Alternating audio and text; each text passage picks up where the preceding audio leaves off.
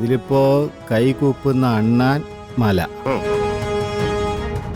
ചേടാ, ഇതിപ്പോ എന്താണാവോ? സാറേ സാറേ, ഇത് ചിലപ്പോ സ്ഥലപ്പേരാണെങ്കിലോ?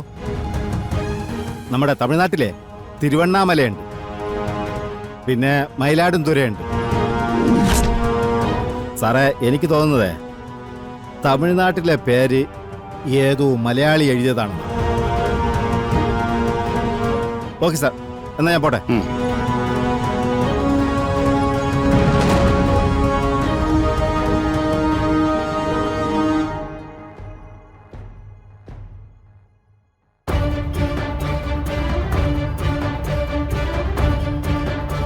Hello ജഡി.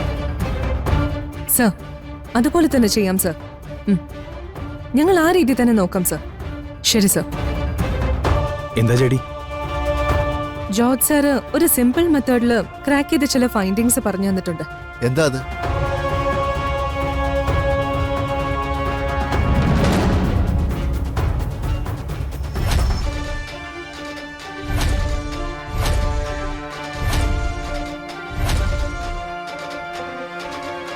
We will definitely catch him.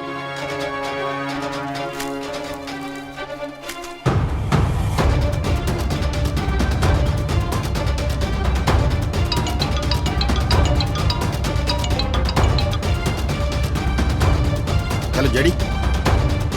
Sir, sir തന്ന ഇൻഫർമേഷൻ തികച്ചും ശരിയായിരുന്നു. അവർ ആ സ്ഥലങ്ങൾ തന്നെയാണ് മെൻഷൻ ചെയ്തിരുന്നത്. ഓക്കെ, ഞങ്ങള് തമിഴ്നാട് പോലീസിന് വിവരങ്ങൾ കൈമാറിയിട്ടുണ്ട് സർ. ഗുഡ്. ഇത് അവിടെ കൊണ്ട് നിർത്തണ്ട. അവരെ മറ്റെന്തെങ്കിലും ഒളിപ്പിച്ചിട്ടുണ്ടെന്ന് ഒന്ന് ചെക്ക് ചെയ്യണം. Sure sir. ഓക്കെ.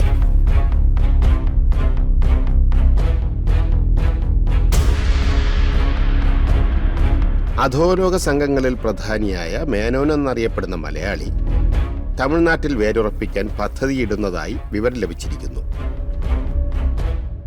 നമ്മുടെ രാജ്യത്തിന് തലവേദനയായി മാറിക്കൊണ്ടിരിക്കുന്ന അധോലോക സംഘാംഗമാണ് ഇയാൾ. പോലീസിന്റെ കയ്യിലോ ഇന്റലിജൻസിന്റെ കയ്യിലോ ഇയാളെക്കുറിച്ചുള്ള ഒരു രേഖകളും ഇല്ല എന്നാണ് അറിയുന്നത്. വെറും ഒരു വിളിപ്പേരിൽ ഒരു സാമ്രാജ്യം ഭരിക്കുന്ന മേനോന്റെ മുഖംമൂടി വലിച്ചു കീറി ജനസമക്ഷം കൊണ്ടുവരുമെന്ന് സത്യവാർത്ത എന്ന ന്യൂസ് ബ്ലോഗിലൂടെ അജ്ഞാതനായ ഒരു ജേർണലിസ്റ്റ് കുറിച്ചിരിക്കുന്നു. സത്യവാർത്ത.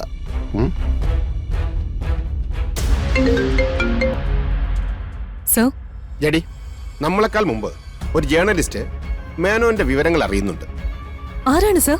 ഞാൻ ഡീറ്റെയിൽസ് സെൻഡ് ചെയ്യാം. Try to find him. നമുക്ക് അയാൾ ഉപകാരപ്പെടും. സർ. ഓക്കെ.